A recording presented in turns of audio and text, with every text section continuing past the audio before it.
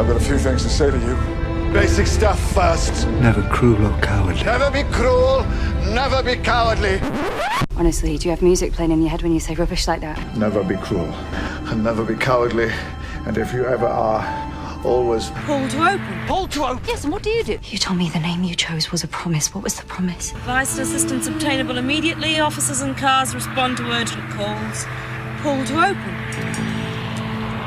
Hello and welcome to Pull to Open, the only ongoing quest to watch all of the television series Doctor Who in random order and occasionally take side quests. My name's Chris Taylor. And I'm Pete Paschal, and yes, we are on a side quest, a side trip, something on one of the many sides of our time ship. Many sides. Usually the many 6, sides although, of our Doctor. Yeah, exactly. I think in Legos they said the TARDIS had 37 dimensions, and this is one of ours. Rule number what one. What is one of ours? TARDIS instruction manual lies.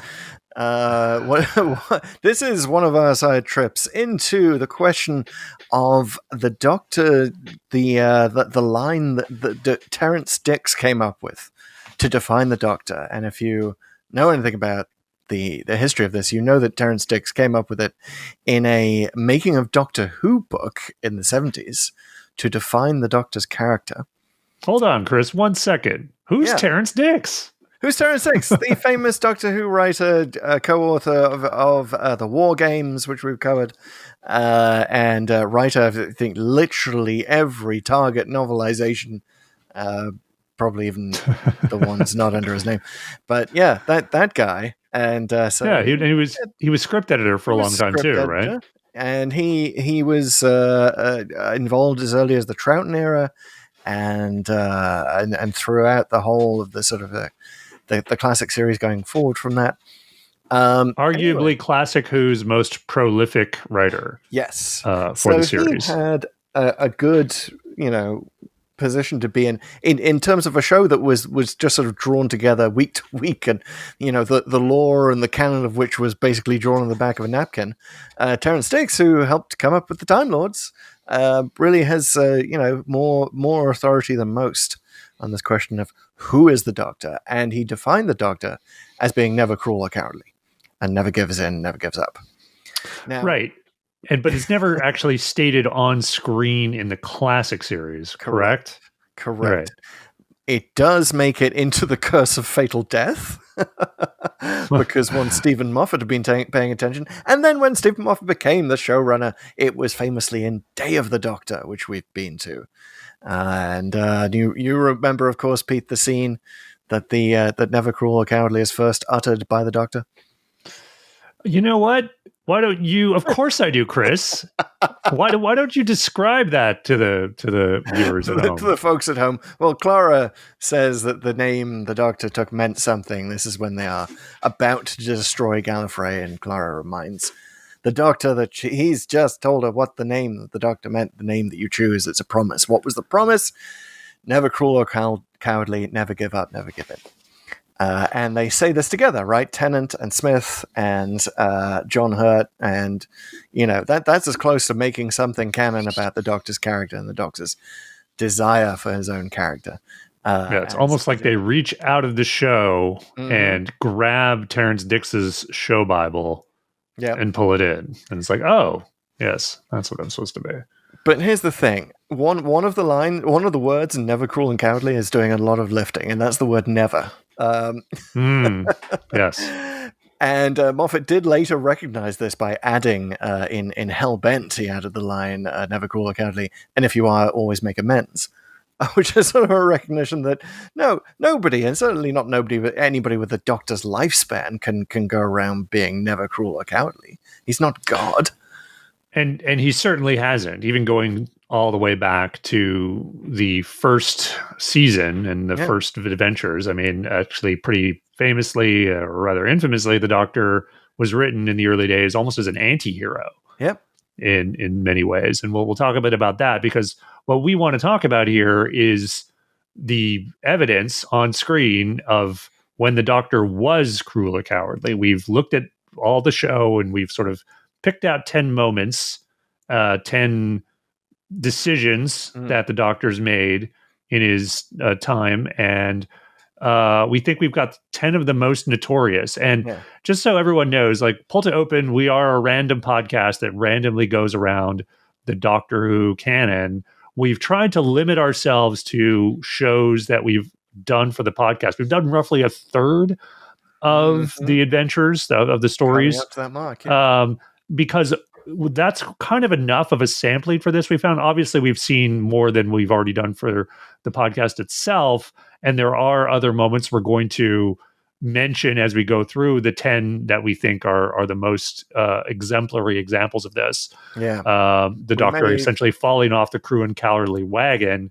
But there may be one that we've thrown in that we haven't been to just because it's so egregious and it sticks in our head as Doctor Who fans. But yeah, this may be something we'll revisit in the future once we have all of the evidence assembled and once we've seen. Yeah, though I think as we were looking at them and the ways he or she has been cruel or cowardly, they sort of fall into broad categories. And I think some of the ones we haven't done will be sort of represented here by the ones we talk about. Definitely. One other rule I want to get out of the way, we're going to exempt or give the Doctor essentially a pass for some of the things he's done just after regeneration, when he's clearly not himself. And I'm thinking obviously very directly of the sort of, again, another infamous scene where the sixth Doctor, Colin Baker's Doctor, strangles Perry in the Twin Dilemma. That would definitely qualify, but I think it's very clear he's not really himself in that scene. So we're kind of giving that, and by extension, anything that sort of happens more or less in a regeneration episode, kind of a pass. So another good example is Spearhead from Space. He sort of tries to ditch Liz and the Brigadier almost immediately once he has access to the TARDIS. Very kind of a cowardly move. But again, he's really not himself at this point. He's just regenerated. Doesn't know what he's doing. So we'll take it as read that the Doctor's man flu, as we now know to call it after Hellbent, is incapacitating enough that he can't stick up to his, he can't live up to the principle that he chose the name for. So, there may be a strangled companion here or there. It's fine. It's fine. Nothing to see here. Good God. Yeah, the Twin Dilemma has not aged well, has it? I think it didn't age well about 5 minutes after it was broadcast. You kind of want Time Lord CPS services to kind of come in at that point and be like, sorry, Doctor, we're from the Companion Protective Services. No, man flu is not a defense for strangling your companion. I'm sorry. Anyway, yes, we'll pass that exemption. That's fine. But we have made a top 10 list because we are Doctor Who nerds, and that's what Doctor Who nerds do. They make top 10 lists. We make lists and spreadsheets, but let's get into this list. Let's get right into it with our 10th item on the list, which is basically a theme of Series 8. So this is Capaldi's first season. And as everyone remembers, there was Danny Pink in that season, and Capaldi's Doctor would constantly call Danny PE and dismiss him as a PE teacher because, well, I don't know. Well, we'll get into because, but like he just sort of didn't like Danny, I guess. And it's kind of a mean thing to do. So it's Capaldi calling Danny PE is number 1 on the list. Number 10 on the list. Number 10, we're counting down. This is definitely not the most cruel or cowardly thing that the Doctor's ever done. However, it is definitely one of the things in the new series that stuck in my craw the most. Because, other New Who Doctors have kind of been a bit capricious towards the boyfriend of the companion. I'm thinking of Mickey Smith, who definitely did not get his due from the Doctor. Doctor's even been jealous of Louis XV and in Girl in the Fireplace. Like, he just doesn't take male rivalry very well.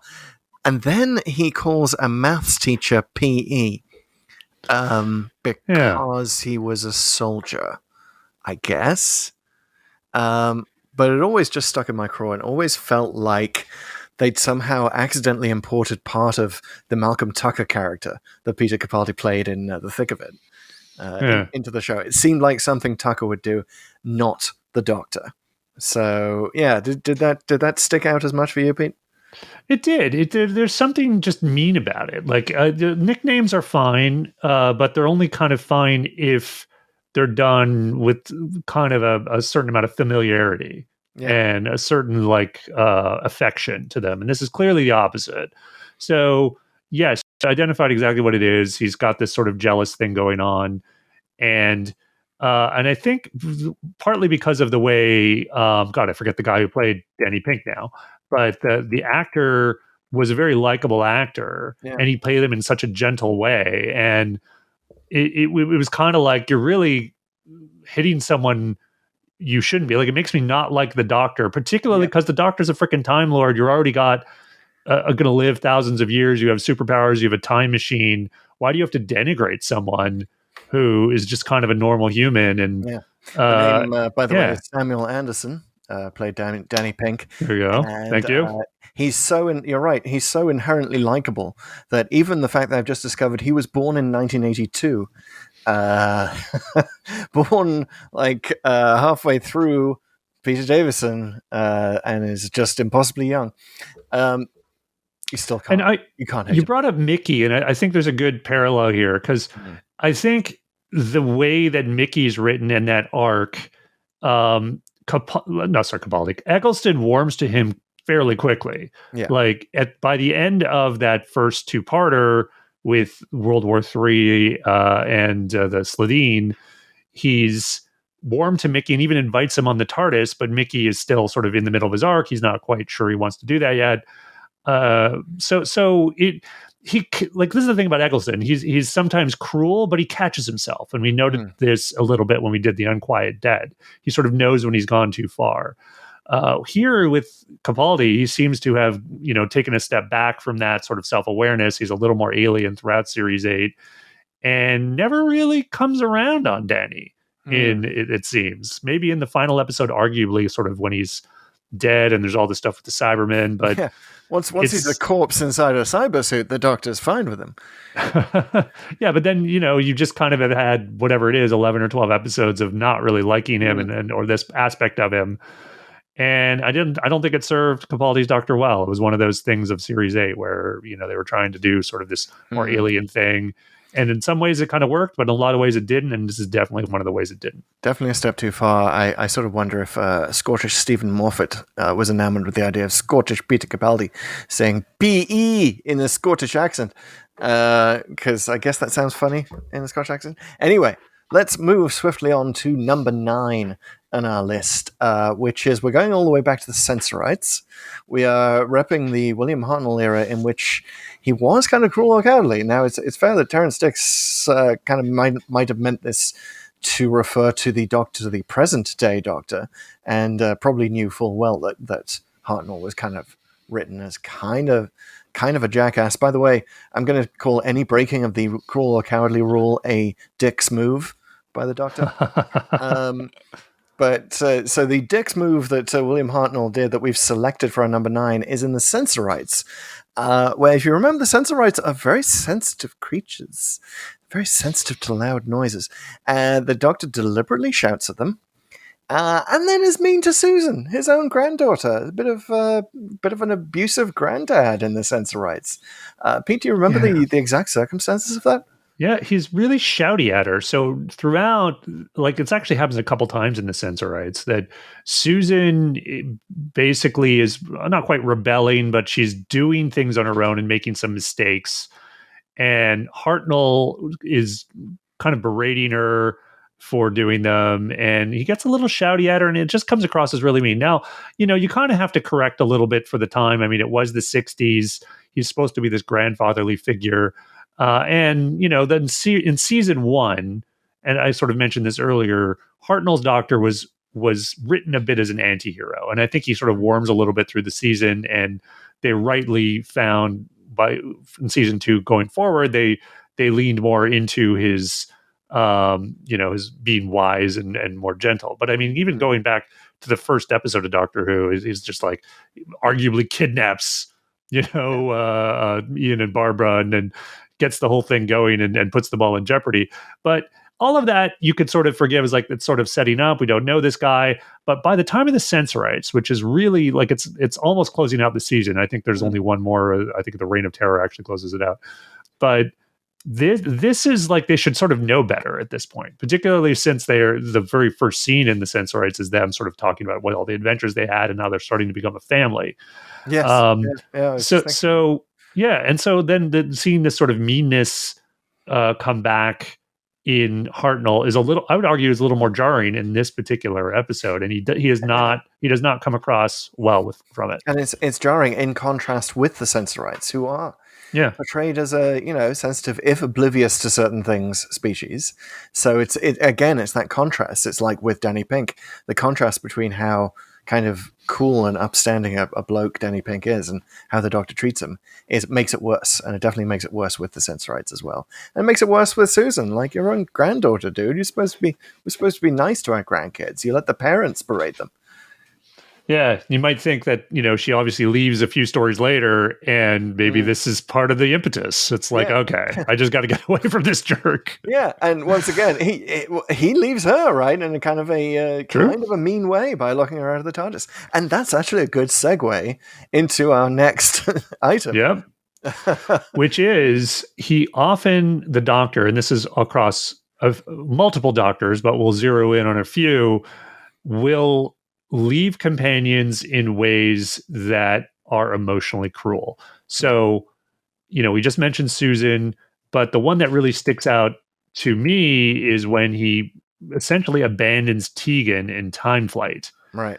And we talked about this in our podcast at the time. There's arguably a I'm breaking up with you before you're breaking up with me component to this, because Tegan is now back in modern day at Heathrow Airport. Always wanted to get to Heathrow. Yeah. Right. And, we'll and be he's just kind of like, it again, by the way, in next week's episode on Arc of Infinity, where we will see the other end of this, which is how casually he just sort of, accepts Tegan back on board.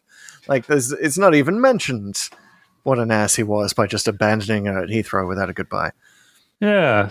So that seemed mean to Tegan. I mean, she definitely at the end of Time Flight it's clear that she was not expecting to be left, which you kind of wonder what that sort of does to a person, this sort of wondrous life that they were sort of really starting to love, and then cutting it off from them. So, there's been variations of this throughout. Yeah. So if you look, we've done, there's Joe in the Green Death. Would be the other one that we've done, and the way that the Doctor, I mean, he does sort of he goes to her party and then he skips out, right? That's exactly. Like she consciously leaves him there, so it's not the same thing as Tegan. She is saying like, I'm not going to be with you anymore, but then he just kind of ditches everyone. Just ditches it completely, and he ghosts the place, even though the Brigadier and Captain Yates, who clearly. There's clearly a moment there where he's not feeling great because he thinks he's missed his shot with Joe. Yeah. At least that sort of seems how it's written. That's right. But he stays. Take Yates out. Doctor should take Yates out for a drink if he's going to leave. Like, at least like pay it forward. You both just drown your sorrows over Joe together. Yeah. And most recently, I'd say there's definitely elements of this in The Power of the Doctor when she just leaves Dan. I mean, again, it's not as overt as the Tegan thing because Dan is, again, voicing that he wants to leave. Fair enough. But then the Doctor's just like, okay, whatever. See ya. Yeah, and Dan's just like, what that was cold. And again, that's part of the story, right? Because there's stuff going on there with her, particularly with Yaz, which we'll talk about in a minute. Yeah. But it is a little cowardly, Doctor, to just ditch people cowardly. And not. I mean, arguably he does it to Sarah Jane, like his longest serving companion. He just he drops her off in what turns out to be Aberdeen, but like sticking around to make sure it isn't Aberdeen. And then he's just like, oh, can't take you to Gallifrey, bye. Which, by the way, we know from him taking other companions to Gallifrey since that you absolutely can do that. It's like it's the lamest I'm breaking up with you excuse. Yeah. Possibly in all of Doctor Who. And I'm going to add one here. Perry. Okay, so what happened to Perry has always been a little bit weird and unclear in many ways because of the whole way the Trial of the Time Lord was written. But it seems like he just takes the word of someone that, she's fine and she married so-and-so, and is just like, oh, okay, cool. Yeah. I guess I don't have to do anything. He never checks up on her. Never is like, okay, like, did that work out for you? Do you want me to take you back to Earth? And you know what? He's even sort of pre-acquired a new girlfriend from the future to get himself over Perry. He's like, I'm going to get over that relationship by bringing the next relationship forward in time. Right. Like, that's the only explanation, really, for what's going on with Mel. Thank you. Right. I don't even have to meet her and explain the TARDIS is bigger on the inside. It's just we've already done that. Boom. Wow. Talk about like not having time to like sit with it and marinate and go over the breakup and have therapy and all of these things you're supposed to do.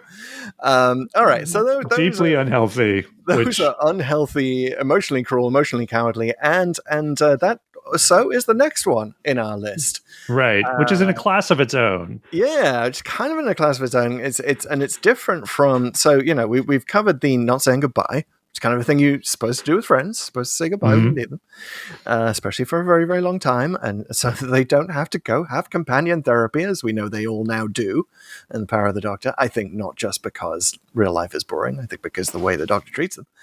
But here she is, it's in Legend of the Sea Devils, a story that we've just recently done, where the Jodie Whittaker Doctor basically says to Yaz that she cannot have a relationship with her because it's going to end. Okay, I mean, so that is arguably cowardly. Now, there are other examples of this, like perhaps most famously, David Tennant's Doctor not telling Martha that he basically wasn't into her, not right. letting her down. But you could just argue that that was not being cruel or cowardly. That was just being oblivious. Right. The Doctor just didn't realize that Martha was into her, and he was hung up on Rose. And he tried to tell Rose how he felt about her. At least made some effort in that incarnation. But yeah, his Jodie Whittaker's incarnation just saying, it's going to end, so let's not start it. Yeah, especially because she clearly has feelings. Like, if you're taking what the Doctor says to Yaz at face value, which I don't know why you wouldn't, she seems to have strong feelings for Yaz, and there's something there, and she just says, "Well, we're not going to do it," and I'm making this decision. I mean, she can make whatever decision she wants, but it is like, I think that's just cowardly and a bit cruel. They're kind of like, well, why don't we still travel together, even though we can't be together? Yeah. I think she knows, like, yeah, it's going to end soon, but there's nothing really noble about that. It just feels like the noble thing would be to do it anyway. Yeah. Yeah. We said it at the time. That's what we all choose to do in our relationships every day. Yeah, exactly. No one knows what the future is, even if you are a Time Lord, and you got to grab life when it's happening, dude. Exactly. Carpe diem, Doctor. Carpe diem. Yeah. All right. That's definitely cowardly. But definitely cowardly, and definitely kind of ditching Yaz. But we have a bigger ditching in our next item, which many people might put as their number one most cruel and cowardly moment. Yeah, this is a moment from Kill the Moon, and it is when Capaldi, the 12th Doctor, ditches Clara and the Earth in the end sort of climactic bit where Clara has to decide whether to kill the moon, like destroy this egg that is apparently the moon, or not, and potentially risk everyone on Earth. Yes. Now, you might say this is a cruel and cowardly moment on the part of the writers to us in the audience, the basic knowledge of science. The whole of Kill the Moon is very cruel. Good God, so cruel. So cruel. How dare you? And crueler than anything the Doctor could do within the episode, but still, it is presented as, the moment where Clara decides she cannot travel with him anymore. She gets so furious at him, so furious that she can't even break up with him, basically, as Danny Pink, who is an awesome guy and shouldn't be hit with a moniker P, points out to her later in Kill the Moon, and that sort of forgotten end to the episode. But yeah, I mean, is it really that cruel or cowardly? Because he knows that, he knows that according to the dumb science of the show, it's not going to cause any problems.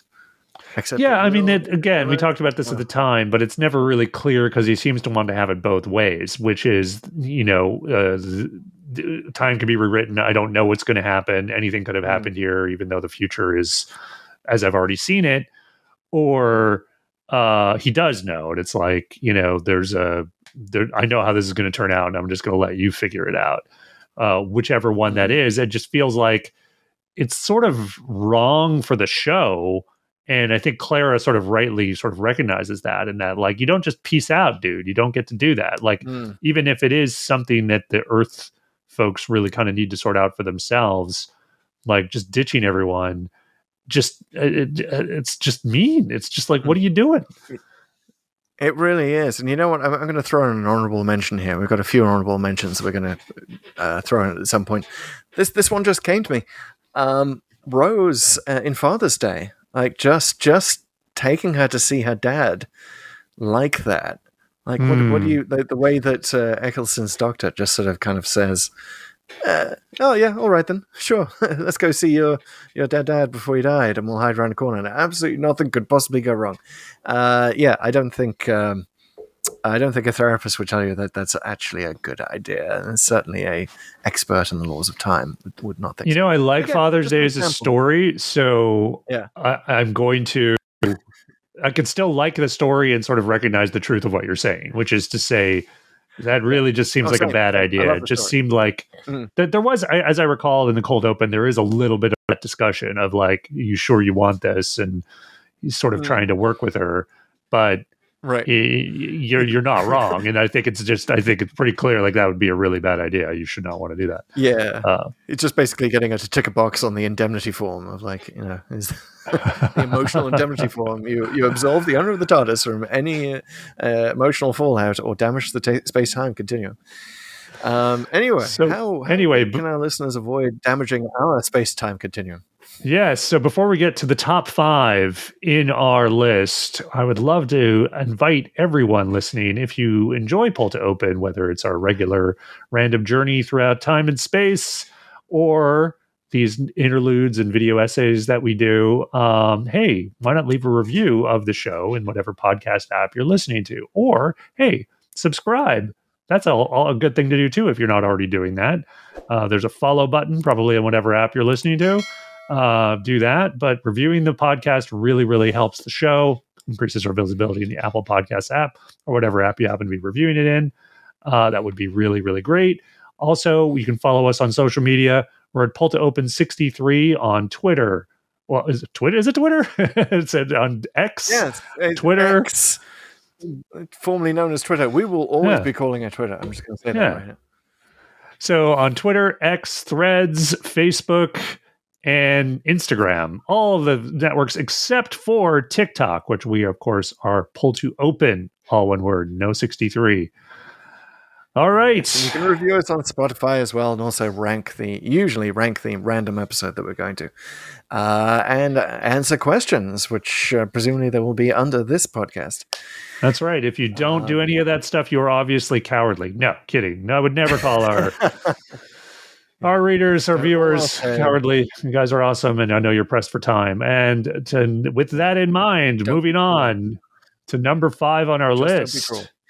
Number 5 on our list, which, again, from a recent episode, maybe it's just because you've recently seen Legend of the Sea Devils that we are pulling examples from it. But this is perhaps the most recent example of something the Doctor often does, which is letting other, the characters that we've met for, the length of an episode or two, just take the hit.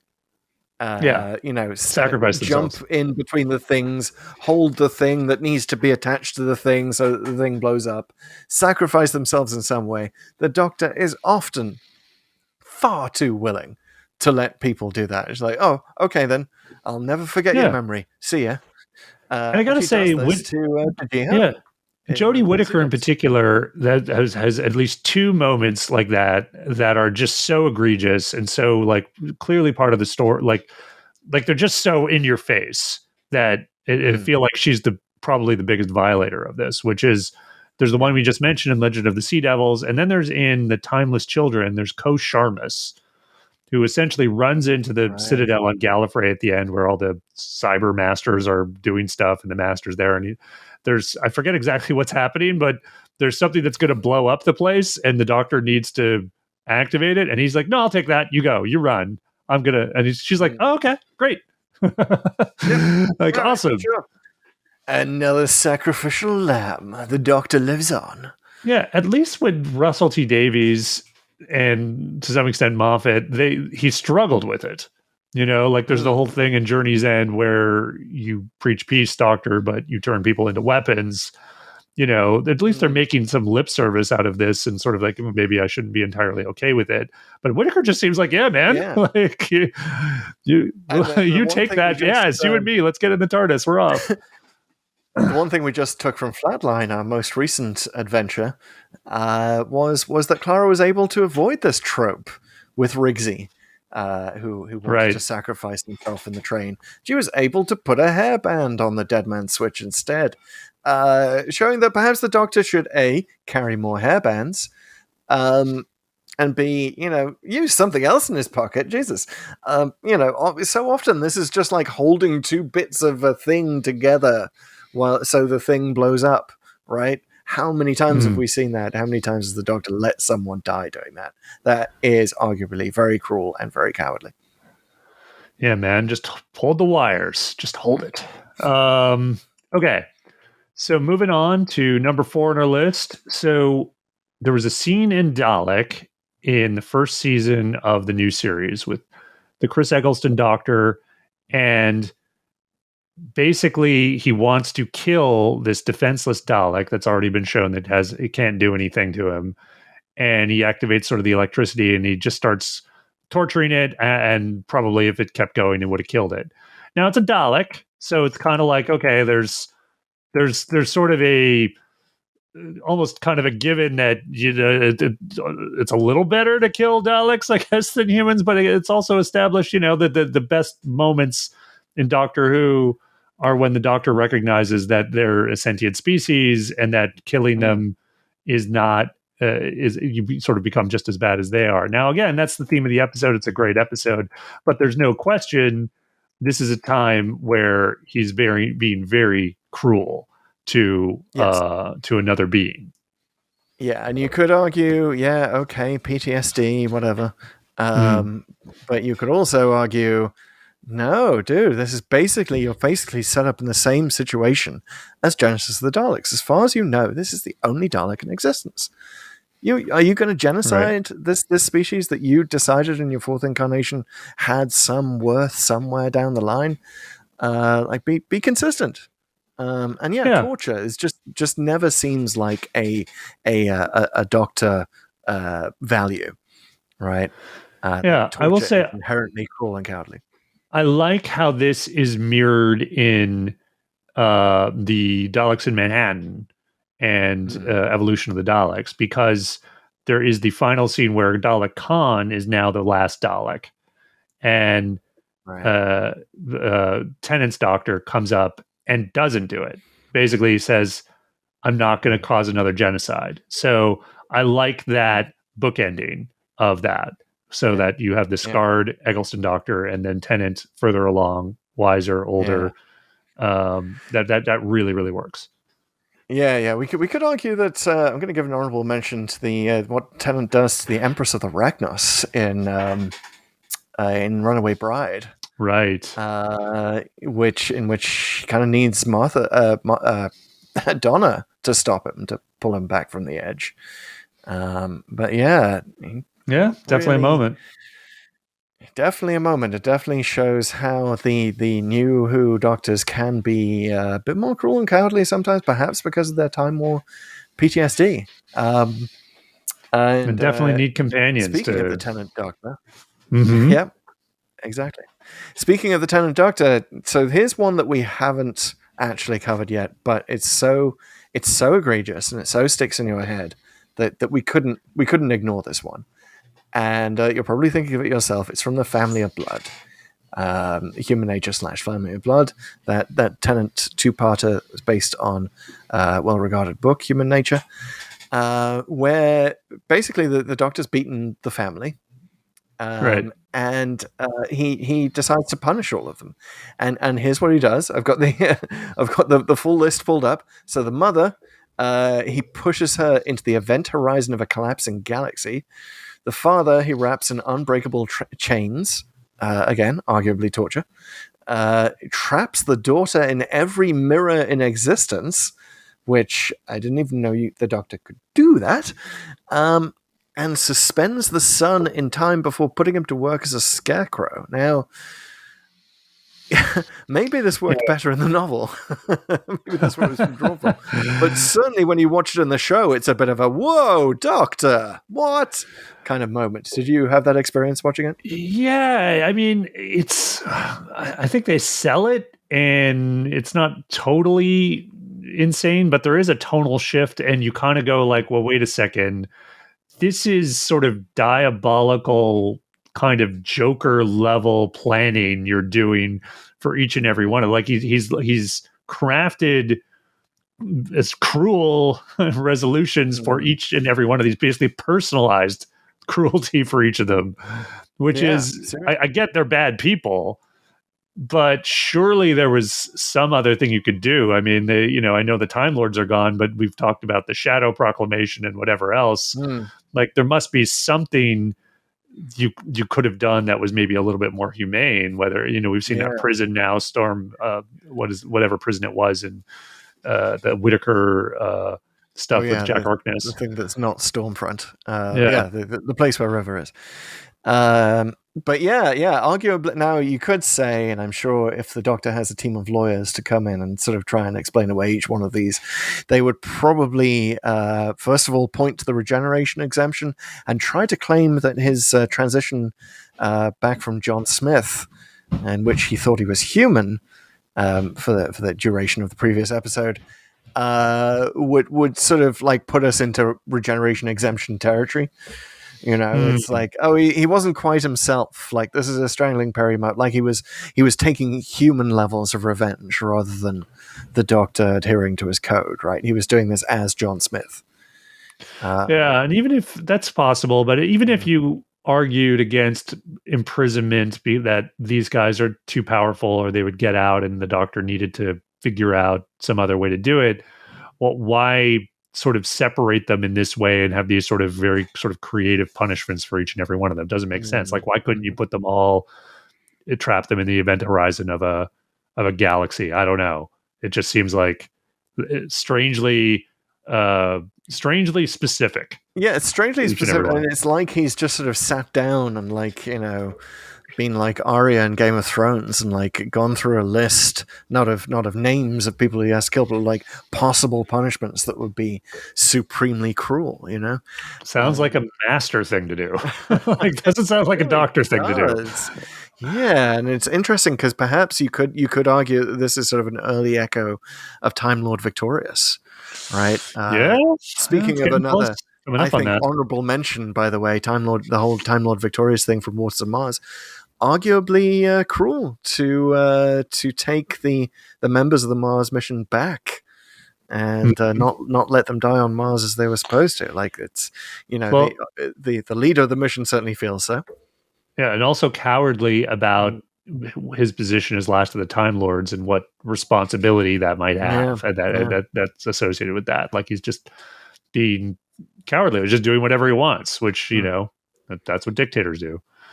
Okay, so getting close to number one, but we are at number 2 on the list, and it's from Hellbent, and it's the bit where the 12th Doctor murders a fellow Time Lord.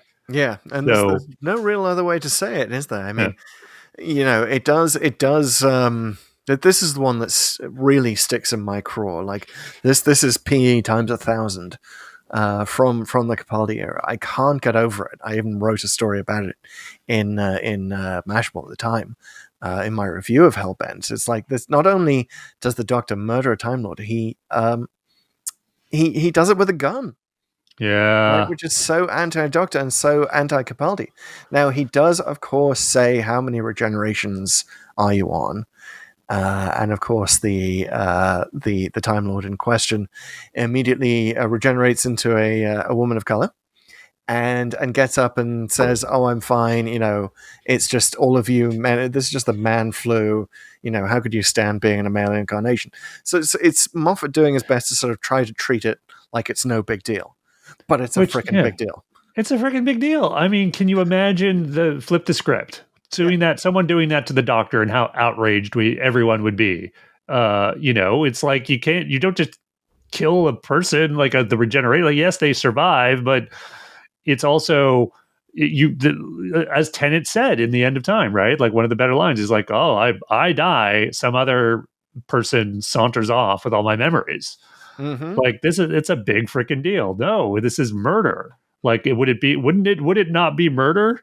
As Tegan says 8 times over, to rob him of all his regenerations and modern undead. That's what it is.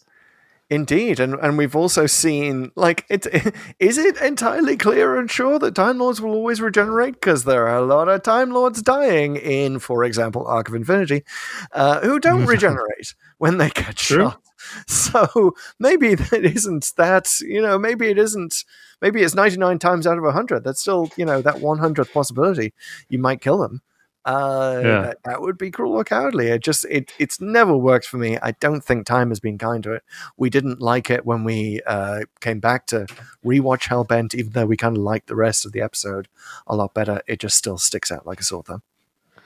It does. Yeah, the killing, no. Not good. Very cruel. Not with a gun. So, speaking of killing or not killing in this case, the number one wait a second. Before we get to number one, let's just do a quick rundown of some other honorable mentions. Okay, we'd like to throw in. Stepping back from number one, backing away. Step back away from number one. Be patient, folks. So we got some examples. We already mentioned An Unearthly Child. Right. He seems to consider killing Ian in that, or no? There's a caveman. I think it's honestly, it's been so long, but basically he's considering killing one of the cavemen to sort of escape to the TARDIS, and Ian sort of stops him. But it's probably the most anti-hero moment of the first season. And again, it's the first episode, the first story. Like, the Doctor we haven't really even established what this show is and who the character is, so they're figuring it out. But like, in hindsight, like, holy cow. Yeah, and we were speaking of shooting. I'm going to jump around in our list of honorable mentions. Speaking of the Capaldi Doctor shooting a Time Lord, he makes Bill shoot him in The Lie of the Land. Just to do that regeneration trick. Just testing her to prove her loyalty.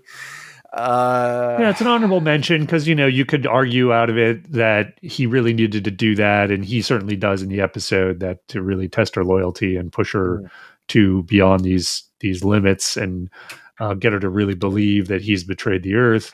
So fair enough, but again, still kind of a cruel act.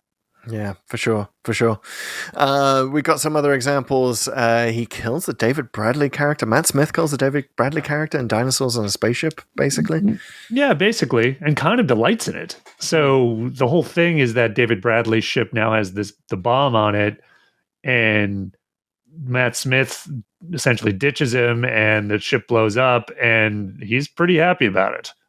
So there's not even like an attempt to sort of extend the hand and like, come with me or whatever. It's just, okay, you've been bad and you've nearly killed everyone, so we're gonna ditch you and let you die. It's definitely like a moment. Yeah. And the similarly really Doctor moment was in The Unquiet Dead, which we've been to recently, where the Eccleston Doctor tells Rose to get used to his morality, which means, in this case, get used to the notion of the Gelth coming into Earth, taking over our corpses, and just sort of walking around in them. Just get used to it, Rose. Okay. Yeah, we talked about that at the time. Yeah, it's very within the Ninth Doctor character, and he's the PTSD. He's snapping at people, but he does sort of come back around. They sort of make up at the end, where there's to talk about how glad they met each other, but he is very dismissive of her and her, I would say, correct opinion about the uneasiness about letting these creatures inhabit bodies. So, yeah, not his best moment. One that I wanted to sort of throw in, even though I've said already that we should not penalize doctors for how they behave in regeneration episodes, at the very end of the Twin Dilemma, I'm sort of making an exception to the exception because one, he's pretty much fully regenerated by then, but also it's emblematic, I think, of the Colin Baker Doctor, certainly in the first season, of just what a jerk he is. And he's just kind of a dick to, I forget the guy's name, I think it's Hugo, who's been helping them the entire time. And Perry berates him for like, hey, you're kind of a jerk here. That was not okay to just be dismissive of him. And he goes like, oh, well, I don't know. I'm an alien, Perry. My manners and stuff are totally different. Like, it honestly, he sounds like Unfrozen Caveman Lawyer. Yeah.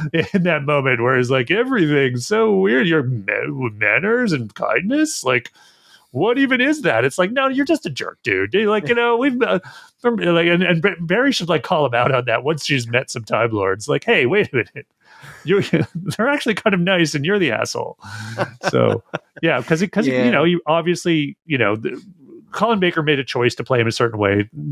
John Nathan Turner supported it. Yes, he was going to be more alien, arrogant, and kind of a jerk at times.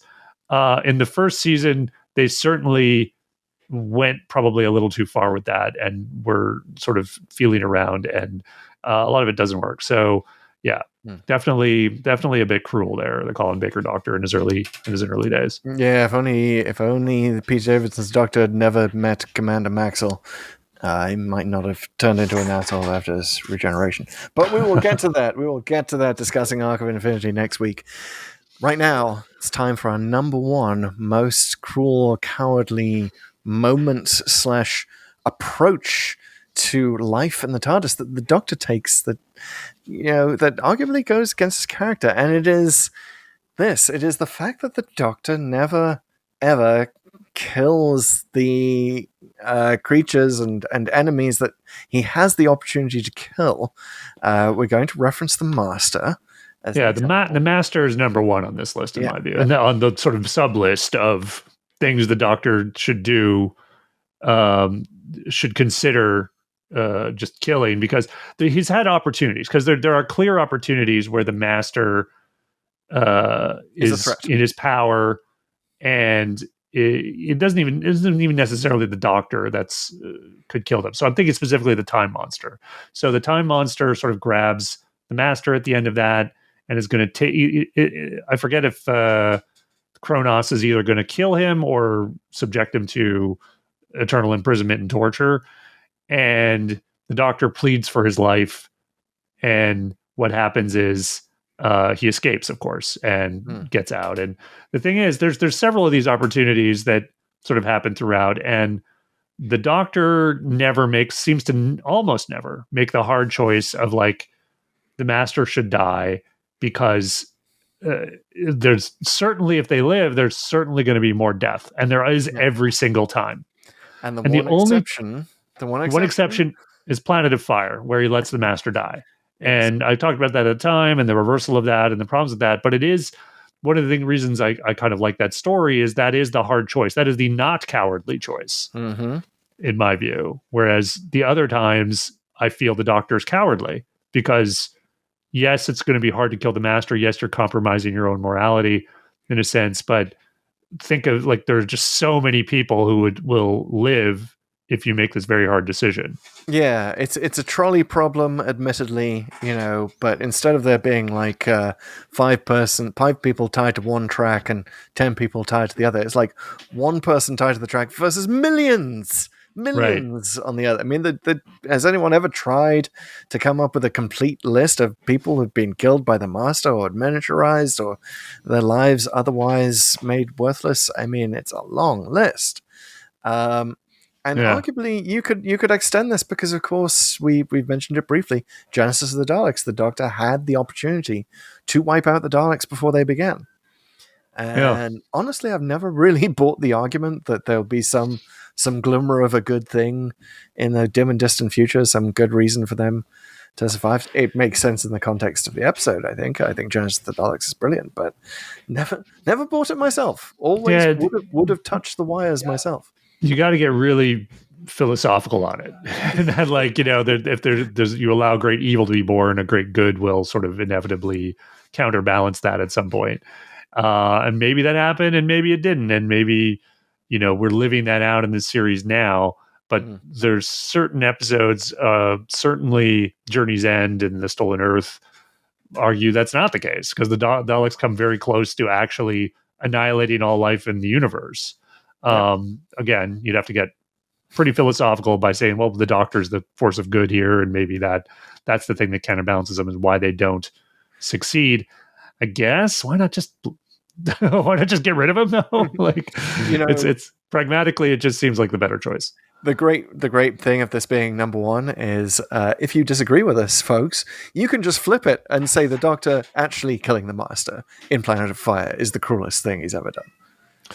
True. Because the Doctor won't, not even when the Master says, "Won't you have mercy on your own?" ... The Doctor's not even like pausing for a second and being like, "Wait, what? My what? What are you again? What's our relationship? Maybe we should say this definitively once and for all before I kill you." Yeah, that does seem cruel or cowardly there, if you take the opposite approach and say that the Doctor should never have wiped out, even come close to wiping out the Daleks, or even, you say that it's right that the Doctor should save the Master. Well, then Planet of Fire is your example. Has to top the list in the other direction. Yep, it is a nice little two sides of the same coin, and that's actually where we're going to leave it by flipping this coin. I want to qualify a lot of our comments here, though, before I go, by saying that the drama of the story is really what matters most. Yeah. And even though these are questionable decisions on the Doctor's part when you put it vis-a-vis his philosophy, the fact that he's a complicated character, the fact that he sometimes compromises that philosophy for the sake of the universe or whatever is happening, is actually a really good thing. I like my characters complex. I like my characters. I like my shows interesting, and I like things that are hard. I like hard drama and hard decisions. So none of this should be taken as a criticism of the episodes themselves. It's really just kind of pointing out these moments where what happens on screen doesn't align with the Doctor's stated philosophy, and that can sometimes be a good thing. Although Yaz and others might disagree. Yes, anyone who's been dropped off by the Doctor in Aberdeen might disagree. But yeah, it's an ongoing debate. I think this is something we may revisit as we continue our random journey through Doctor Who, the random journey that continues every week on Pull to Open. And we will be joining you next week for our random adventure to Amsterdam in Arc of Infinity. Pete, any last words before we let the good folks go? No, I will not be cruel or cowardly to them. Guys, thanks for listening. This has been great. Follow us on the socials. I won't repeat it all here. Just Google Pull to Open. And, of course, like and subscribe. Bye, guys. See you next week.